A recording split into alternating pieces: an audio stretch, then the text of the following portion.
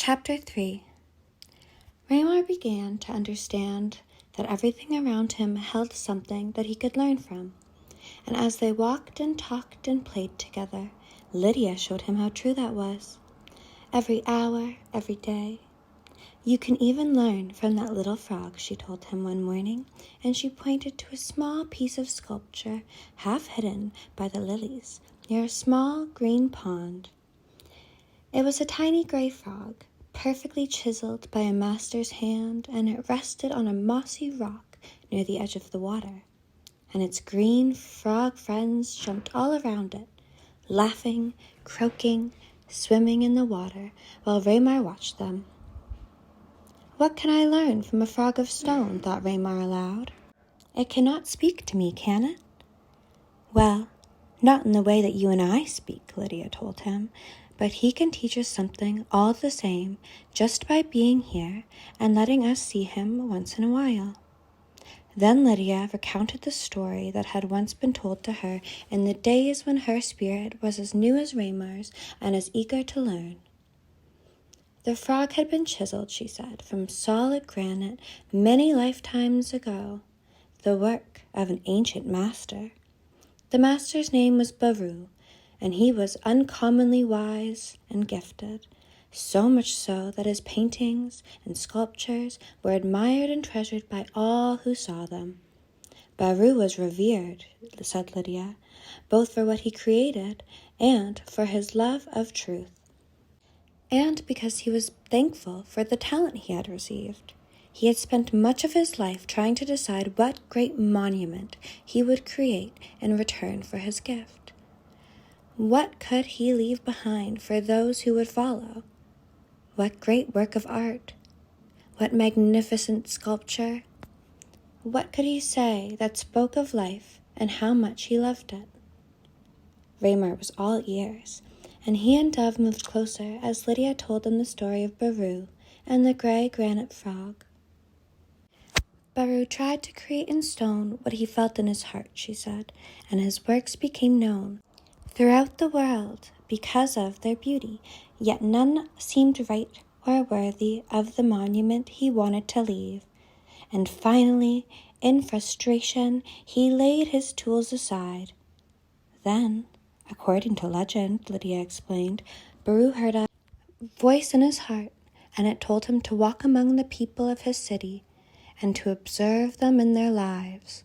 And once he did this, he would know what gift he should leave behind.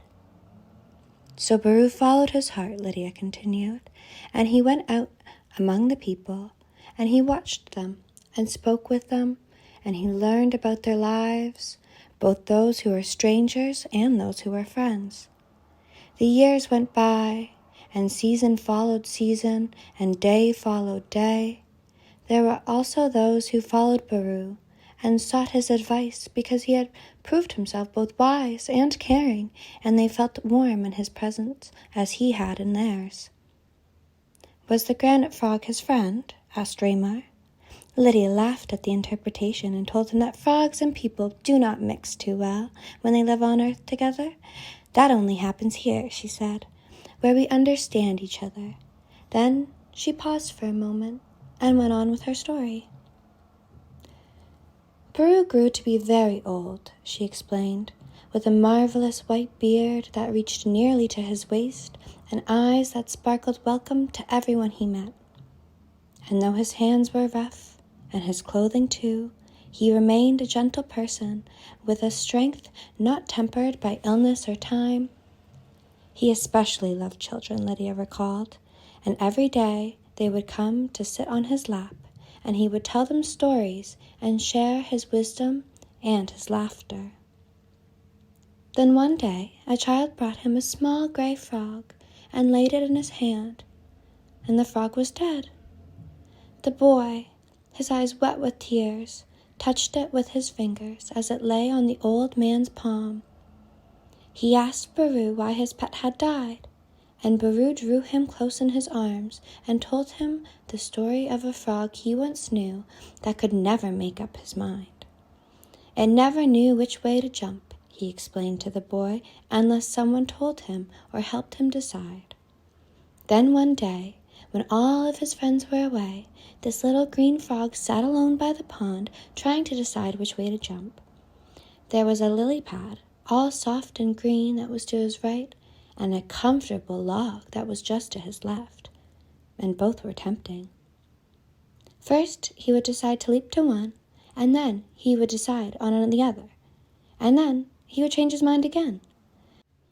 Hour after hour, the sun went down, the moon came up, and the frog did not jump either way. In the morning, when his friends returned, they found him in the same spot where they had left him, except now he was lifeless and gray. He had turned to stone. When his story was finished, Lydia said, Baru smiled warmly at the boy in his arms. He knew at last he had found the monument he wanted to leave for those who would follow behind him. It would be a small granite frog to remind us through all eternity that every path in life is a choice we must make for ourselves. Every person, every life, every day. Lydia paused for a moment and touched the small gray frog that Baru had so masterfully chiseled as a gift for the ages. It was smooth and beautiful and created with a love that was still warm within it, never to die. That is the lesson of the frog, she said to Ramar. Baru created it to help us remember that no one can do our thinking for us, or make our choices, or decide what we should feel or do. We must always choose for ourselves. Always? Asked Ramar. Yes, always, Lydia told him, because that is the way we grow, by thinking and choosing what we know to be right for ourselves, even if others don't agree. Ramar thought about this for a moment. But do we not choose wrong sometimes, he asked, and do things that we are sorry for later? Lydia laughed, and Dove did too. Of course, she answered, we all make mistakes sometimes, but if we are afraid to be wrong, then we can never be right, and deciding for ourselves is how we learn the difference.